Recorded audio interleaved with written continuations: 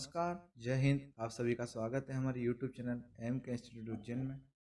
आज का जो वीडियो रहेगा ये रहेगा मध्य प्रदेश के वन एवं प्रमुख वनोपज से संबंधित। इस वीडियो में हम जानेंगे कि वनों के प्रकार कितने हैं, प्रमुख वनोपज क्या है, वनों के वर्गीकरण के बारे में समझेंगे मतलब कितने भागों में वन बटा हुआ है, और सघन वन क्या होते हैं, विरल वन क्या होते हैं।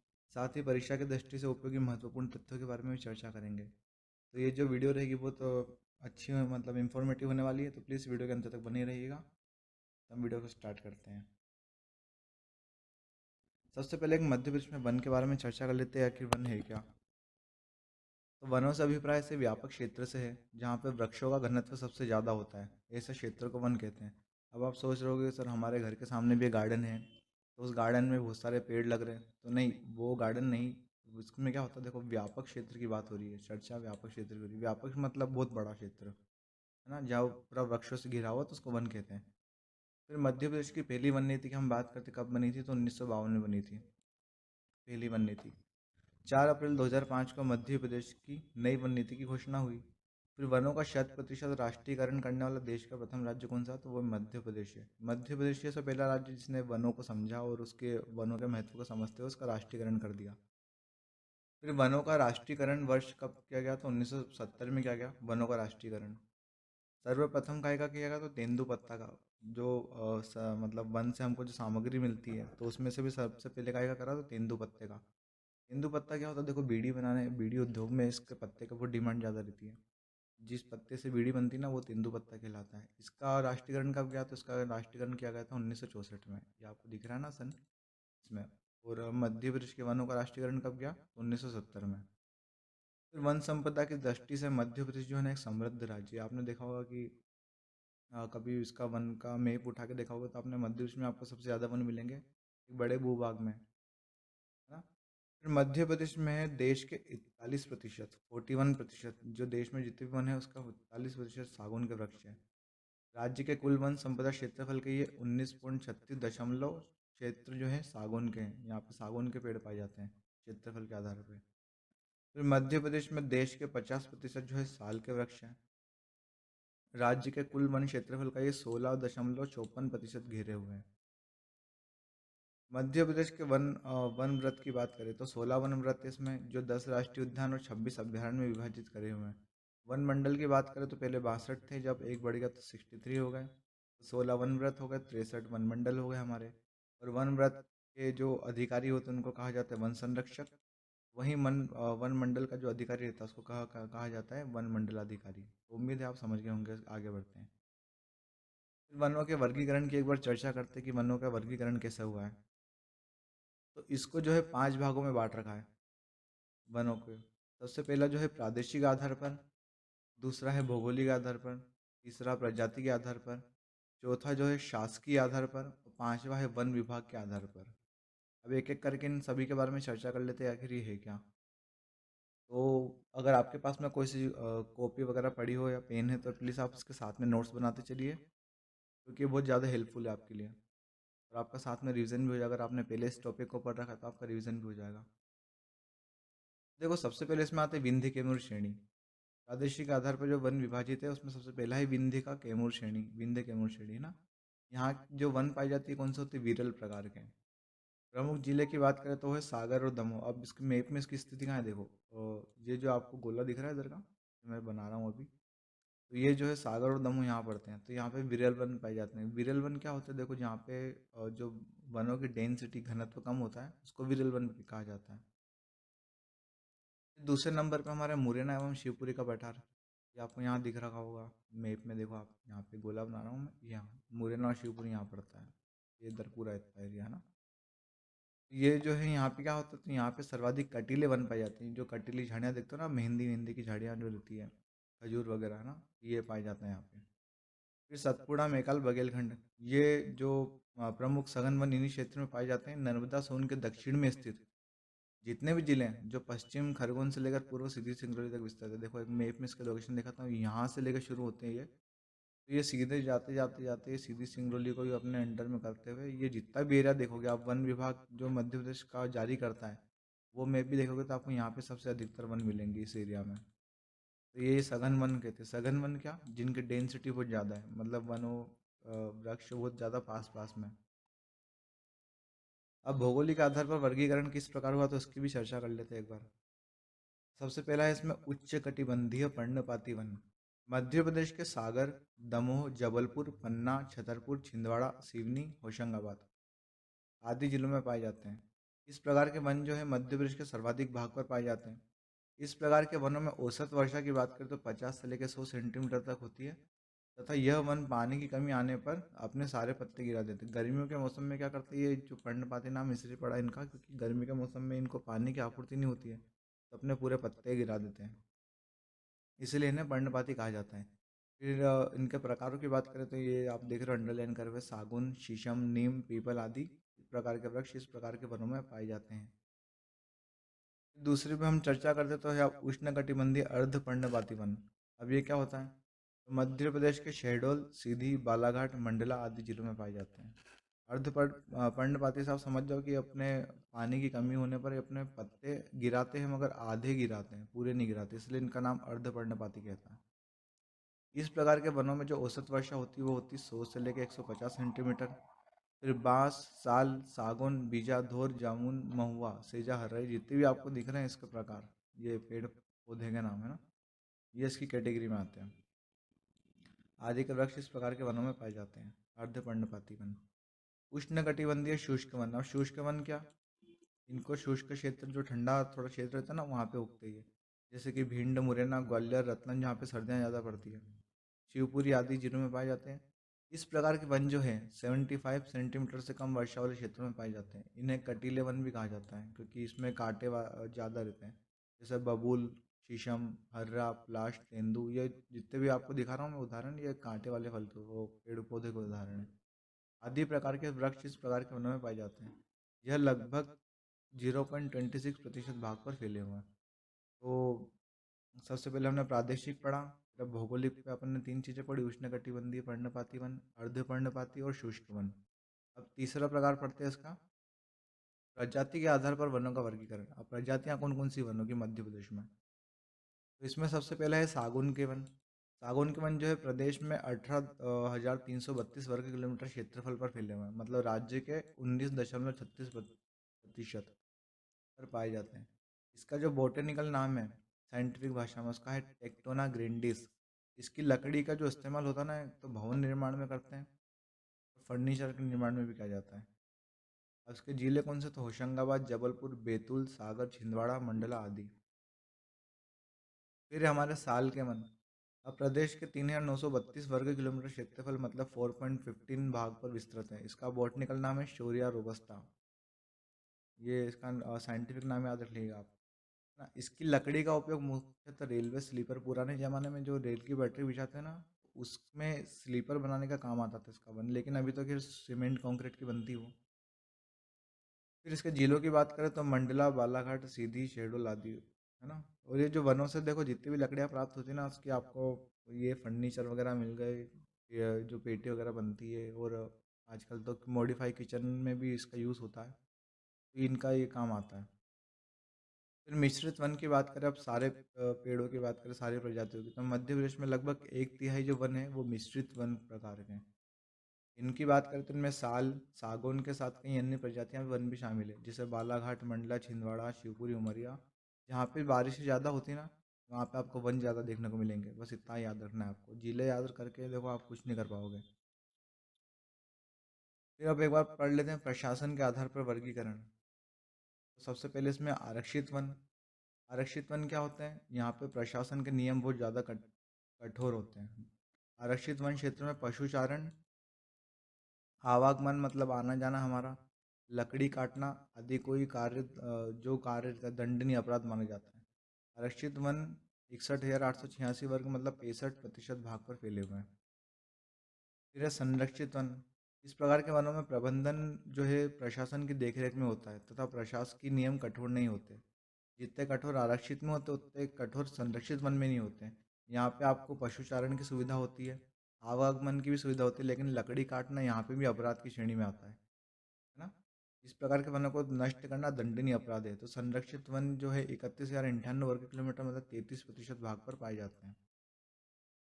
फिर हमारे अवर्गीकृत वन, ऐसे वन जिनका कोई वर्गीकरण नहीं है। इस प्रकार के वनों पर प्रशासकीय नियम जो होते हैं कमजोर होते हैं। पशुचारण की भी यहाँ पे आपको आज़ादी होती है कि पशु चराओ को, लकड़ी कटाई भी कर सकते हो आप। अवर्गीकृत वन जो है 1705 वर्ग किलोमीटर मतलब 2% भाग पर फैले हुए हैं। तो ये जो हमने पढ़ा, ये हमने पढ़ा प्रशासन ने किस प्रकार वर्गीकरण करा है। अब आखिरी में पढ़ते हैं हम वन विभाग के आधार पर वर्गीकृत वन। इसमें सबसे पहला है हमारा राजकीय वन। ये पूर्ण रूप से शासन के अंडर में रहते हैं। जो वन शासन के अंडर में, वो राजकीय वन। निगमित निकाय वन, ये निकाय से आप समझ जाओ नगर पालिका, ये है ना पंचायत वगैरह। तो स्थानीय नगर पालिकाओं तथा परिषद द्वारा जो वन नियंत्रित होते हैं तो उसको करते हैं निगमित निकाय वन।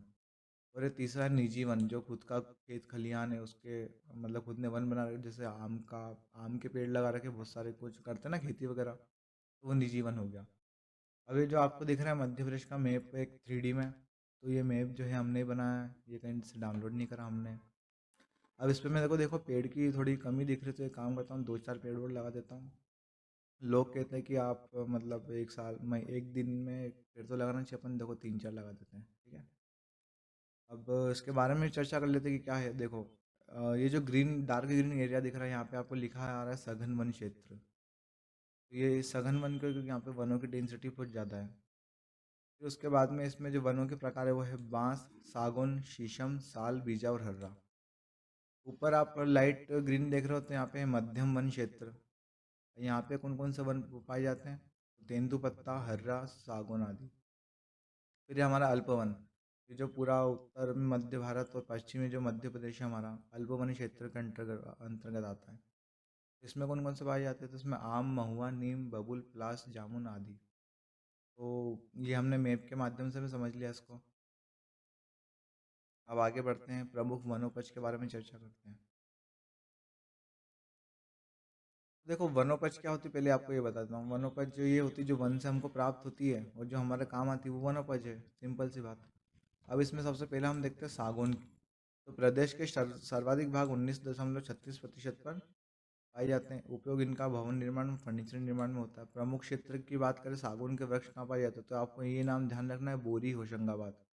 सबसे ज़्यादा सर्वाधिक सागौन के पेड़ यहीं पाए जाते हैं मध्य प्रदेश में। जबलपुर, बैतूल, सागर, छिंदवाड़ा और मंडला आदि। फिर साल वृक्ष की बात करें तो सागौन के बाद इसका स्थान दूसरे नंबर पर है। प्रमुख क्षेत्र की बात करें तो मंडला, बालाघाट, सीधी, शेड्यूल किस काम में आता है, तो ये फर्नीचर वगैरह, ये सब रेलवे स्लीपर वगैरह साल की हैं, लकड़ी है ना, बहुत मजबूत लकड़ी होती है साल की। फिर है हमारा बांस। यह शेड्यूल, अनूपपुर, बालाघाट, बैतूल, खंडवा और होशंगाबाद, कौन कौन से जिले आप पढ़ते रहना। ना, बांस का प्रयोग जो है अमलाई एवं नेपा नगर के कागज कारखानों में किया। देखो बांस का वैसा तो बहुत सारे काम आते हैं, जैसे किसी का घर भी बनता है तो उसके नीचे जब सेंटिंग वगैरह होती है तो भी बांस का काम होता है ना। तो आम के तो बहुत सारे हैं, बस मेनली आप ये याद रखो बालाघाट और होशंगाबाद बांस के प्रमुख उत्पादक जिले हैं। फिर है हमारा खेर। खेर क्या होता है? मध्य प्रदेश में शिवपुरी तथा बानपुर में कत्था बनाने के कारखाने। खेर एक कोई सा पेड़ पौधा, पता नहीं क्या होता है, तो उससे जो पान में कत्था डलता है ना वो बनता है। तो खेर से कत्था बनाने का कारखाना कहाँ है? तो बानपुर और शिवपुरी में। फिर ये लाख। लाख की आपने बचपन में चूड़ियाँ देखी होगी। तो मध्य प्रदेश में लोग लाख जो है मंडला, जबलपुर, सिवनी, शहडोल, जो होशंगाबाद में पाया जाता है। इसका प्रयोग क्या होता है? तो सौंदर्य प्रसाधन के रूप में ये चूड़िया वूड़िया बनाने में काम आता है, कंगन वगैरह में। अब फिर है हर्रा। हर्रा मुख्य छिंदवाड़ा, बालाघाट, बस ये दो जिले याद रखो, है ना, मंडला, शिवपुरी, शहडोल के वनों से प्राप्त होता है। इसका उपयोग जो होता है चर्म शोधन, जो चमड़े के आइटम बनते हैं ना जितने भी, उसका शोधन में इसका प्रयोग किया जाता है। फिर हमारा गोंद। अब गोंद जो है इसका प्रयोग जो है खाने में, पेंट उद्योग में।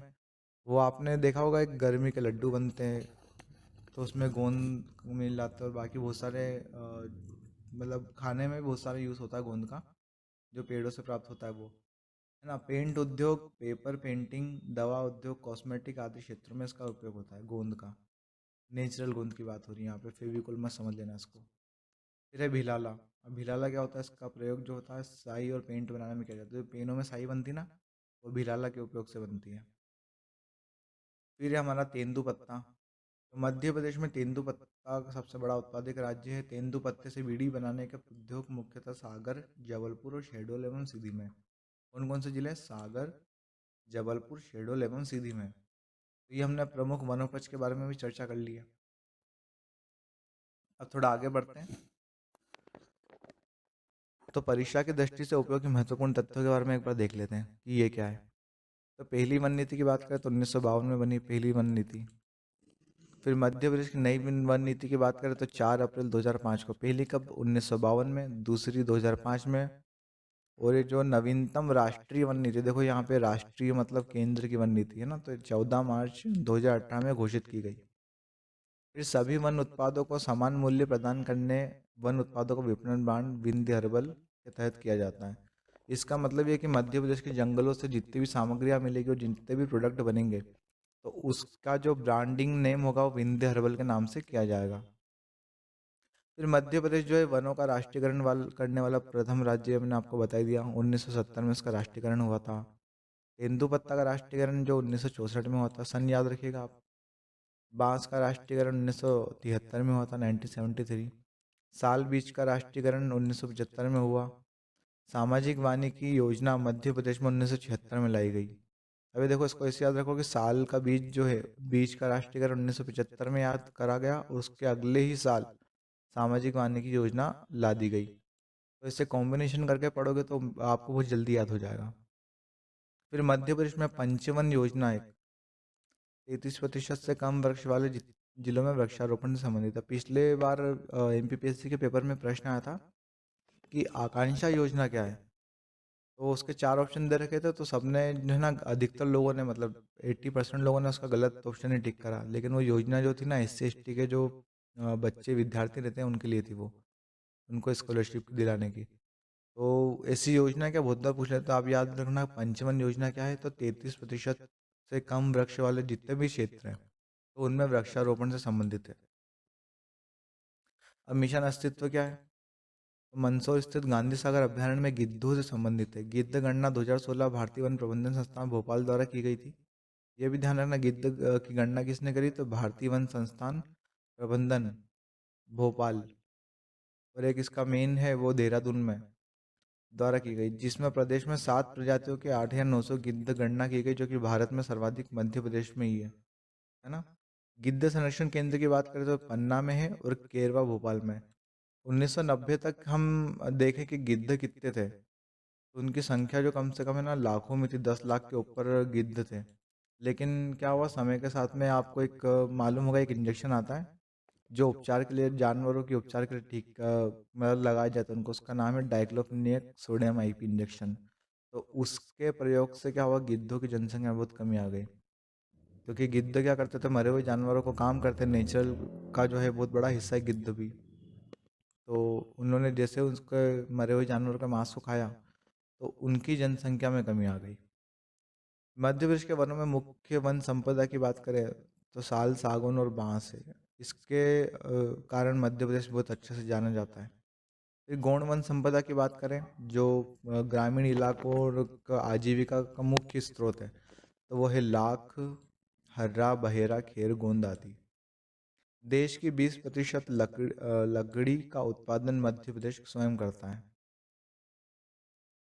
फिर इसके बाद है मध्य प्रदेश में साल के वृक्षों में बोरर कीट लग जाने के कारण, बोरर एक कीट का नाम है ना, लग जाने का लगभग 10 लाख पेड़ों को काटना पड़ा था। ये बोरर कीट ऐसा खतरनाक था कि ये क्या करता था, पेड़ को अंदर से पूरा नष्ट कर देता था।